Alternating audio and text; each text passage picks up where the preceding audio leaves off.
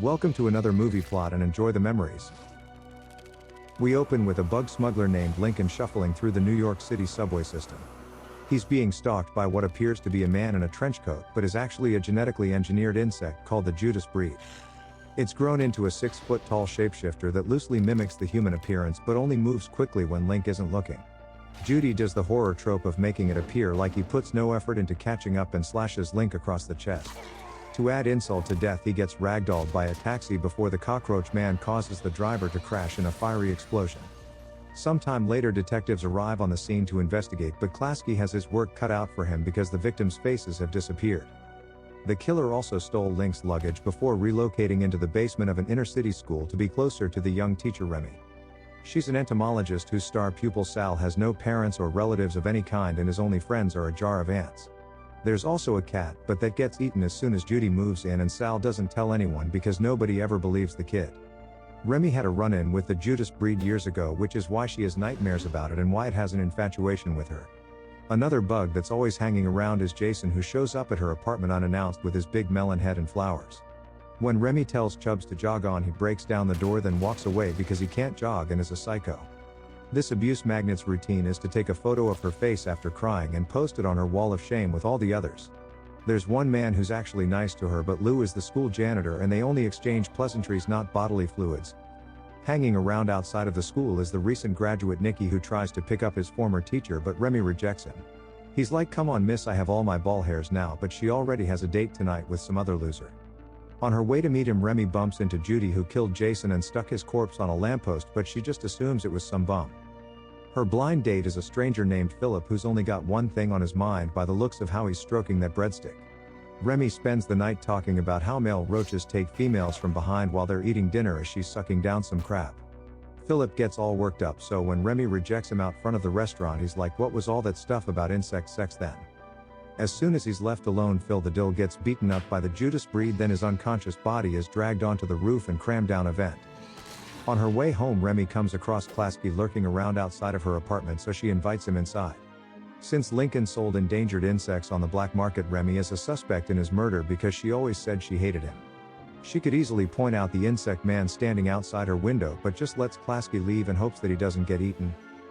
On his way out, we follow a first-person camera like something is attacking him from above, but it's just Jason's mutilated corpse falling. At school the next day, Remy confronts Principal Morrie about telling the police her business and says she'll hand in her resignation by the day's end. Meanwhile, Sal thinks it would be a good idea to try make friends with Judy and finds a recently shed human face but no giant bug. He hangs around the school until the sun sets, and eventually Remy finds him wandering around because the little dude is homeless.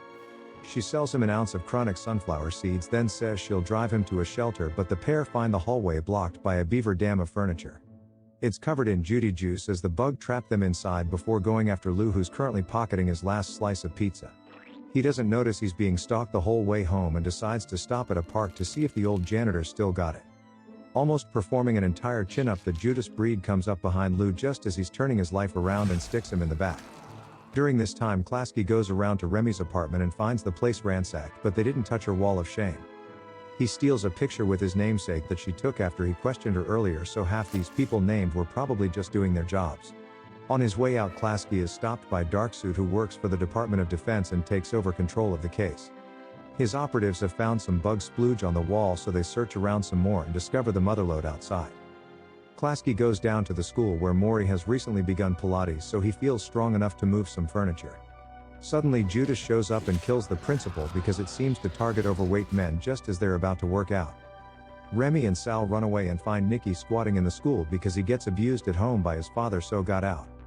He threatens the kid because Nicky is a douchebag, then goes to lock the door while Remy uses the flash on her camera to check out the window. It captures the creature's face, which she says can't imitate specific people, but it looks an awful lot like the janitor that it just killed. The trio then hide in the basement, where Remy tells Sal not to be afraid because Judy isn't a real monster, it's just a big dumb insect. Speaking of big and dumb, Nicky discovers Link's luggage and opens it against Remy's wishes, letting out dozens of little Judys. They look like your standard New York City roaches but pose no threat, so the three just stomp the tiny monsters into the ground. They then leave before Dad shows up and Nicky grabs a metal pole before slicking his hair back with roll-on deodorant. Using the flash of the camera, they make their way to the beaver dam and begin crawling through when Judy shows up. He's wearing the face of Lou and charges at them, but all three make it through the blockade and out the other side safe. The kids flee, but Remy tries to get a photo of Jody for evidence and almost gets killed when he bursts through. Running out of camera flash and preparing to be eaten, her insect admirer just offers Remy a slice of pizza instead. Suddenly Klaski enters and empties a whole magazine into the creature, then pulls out his backup and wastes those bullets as well. Jody just stands back up and chases them into an office where Remy calls the Department of Defense and tells them their location. Darksuit arrives at the school where the survivors notice the creature is tracking Remy through the wall and realize it's attracted to her pheromones. They come up with a plan for Klaski to lead Sal out of the school while Remy stays here to keep Jody focused on the office. She takes her clothes off and Nicky nails them to the wall, but he cops a feel because he says that they could die at any moment. He will if he doesn't remove it, and Remy borrows some of his clothes so she can disguise her scent as a little pothead teen. The two then try to escape but are intercepted by the big bug, who wasn't fooled for a second by their smelly deception trick. He knocks away the romantic rival and slashes Remy across the stomach when Klaski pops up again and empties another magazine into this thing.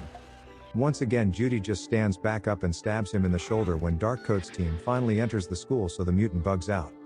It drags Remy down to the basement and covers her with Love Me juice, then sticks her to the ceiling with cotton candy. When she gets down, a concussed Remy's unable to clearly see the detective as he scoops her up and carries her out of the building. Unfortunately, it's in the process of being fumigated by the Department of Defense, so Remy smashes some glass and they cut their way out.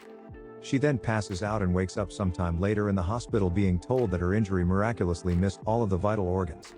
The bug never intended to kill Remy, and once she's fully recovered she adopts Sal because why not? She brings him to her apartment, which now has a brand new reinforced door and cockroaches living inside it the size of baseballs.